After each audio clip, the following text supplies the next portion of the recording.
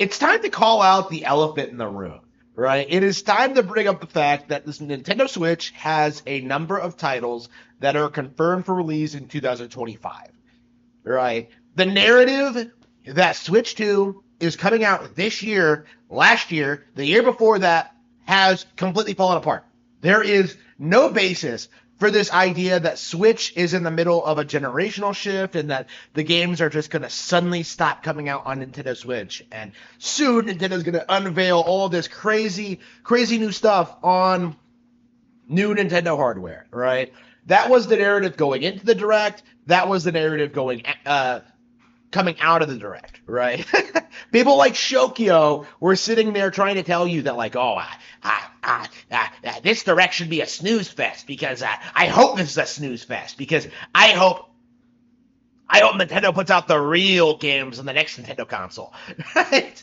Like, you had people legit, like, doing this, like, bragging about how bad this Direct was going to be because they were expecting a showcase that emphasized that a Nintendo console was coming soon. Now, we were already told that we weren't getting Switch 2 news today, right?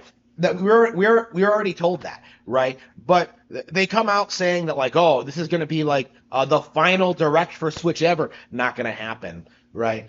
And now we've actually gotten the Direct, right? What actually happened? We got a number of bangers. Mario and Luigi returned, Mario Party, which is probably by itself going to outsell like Elden Ring and Baldur's Gate 3 combined, right? You have Metroid Prime 4.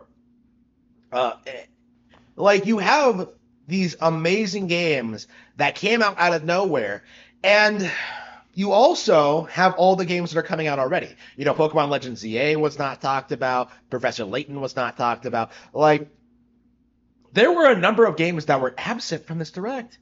So, with that in mind, like, I do think it's safe to say that we are going to get another Nintendo Direct at some point in the future, at the very least, to talk about Metroid Prime 4.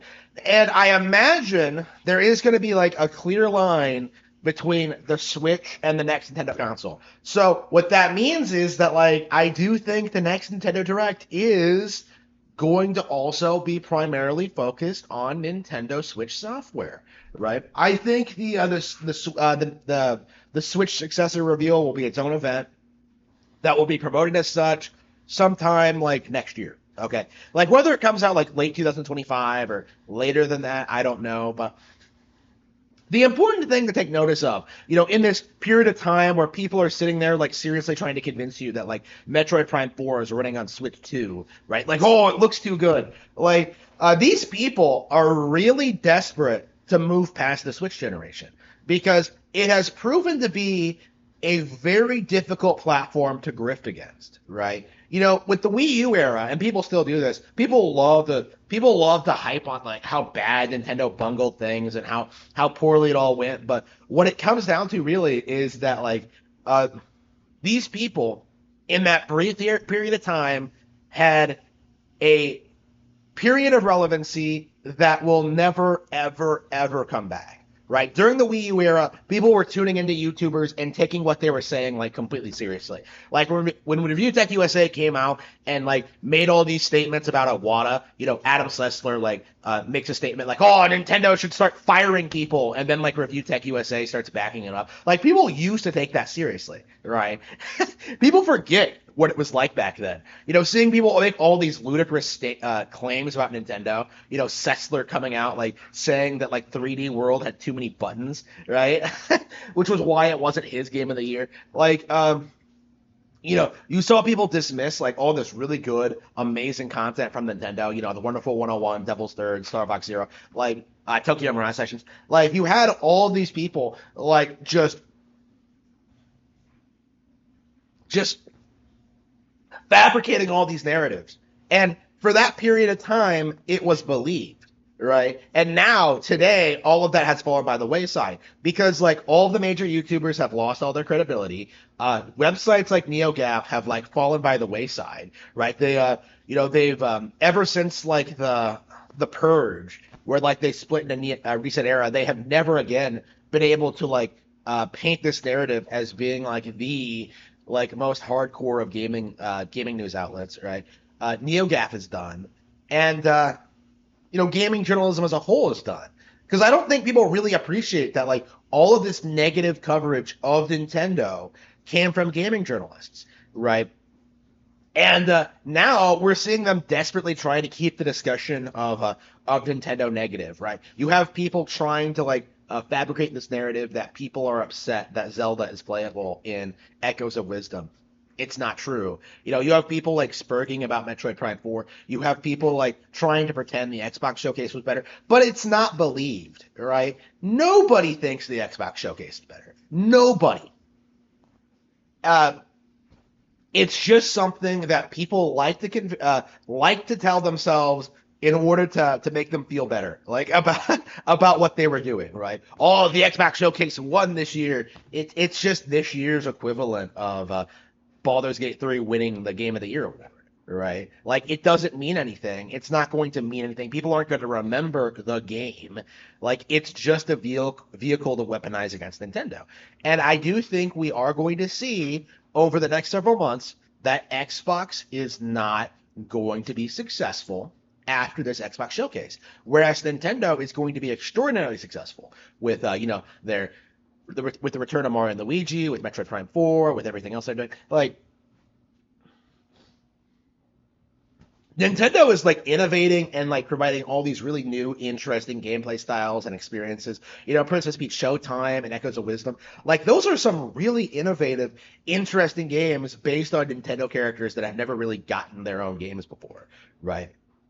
They had like one experimental title with Peach, which I'm told is actually good, but I've never played it. And then like Showtime comes out and kind of like redefines the character and makes her interesting and fun and cool, right? And Zelda seems to be doing the same thing with like the magic wand. People tried like talking down to the mechanics and calling them like uninspired, but like actually looking at them, like looking at like the utility you can use for them, and like looking how like multi-layered and how there might be like multiple solutions to puzzles, just like in Tears of the Kingdom, right? This is going to be a really interesting little Zelda game. Like I'm curious if this is going to be a new favorite of mine, purely because like I'm getting so many like Dragon Quest Builders vibes out of it, and I love Link's Awakening in general. So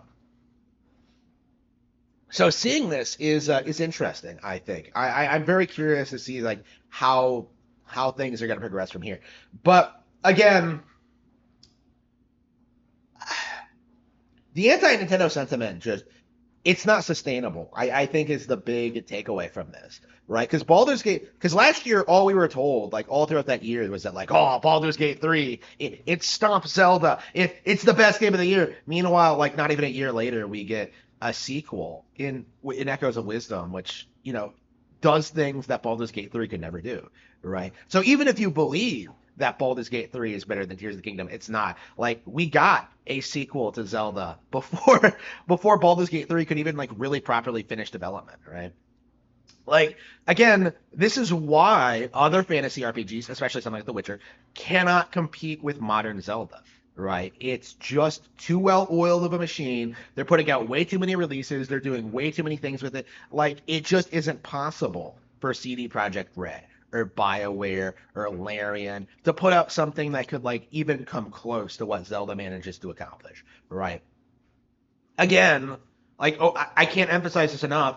Skyrim came out in 2011. Bethesda has never been able to replicate that success. Meanwhile, in that period of time, we got Skyward Sword, A Link Between Worlds, Triforce Heroes, Breath of the Wild, Link's Awakening remake, Tears of the Kingdom, and now this, Echoes of Wisdom.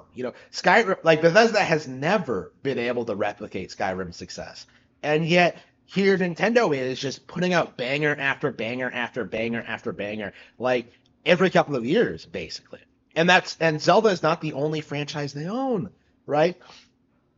It's like with the Power World thing all over again, where people got fired up like, oh, Power World has outsold every Pokemon game, like completely failing to account for the fact that it was a flavor of the month game that fell off after like 2 weeks, and nobody talks about or plays it anymore. And considering how they ripped the model straight from Pokemon, that they're probably going to have to deal with a lawsuit in the very near future, right? Like again, it isn't possible for one runaway success to overthrow the biggest property in the world. They're not just competing with the current Zelda game. They're competing with everything that came before and will come after. Right. And again, I think Tears of the Kingdom emphasizes this really well because Tears of the Kingdom was like very successfully damage controlled. Like you have people who like genuinely believe the game bombed despite selling like 20 million units, right? Like, oh, the game fell off. Nobody's talking about it. And yet, like, here I am talking about it. Here I am playing it. Here I am, like, being excited about the next Zelda game, right? Like, my existence completely dismisses this notion that, like, Tears of the Kingdom was completely forgotten about. That, like, nobody cares for it. If anything, it's, like, one of the biggest success stories of the generation.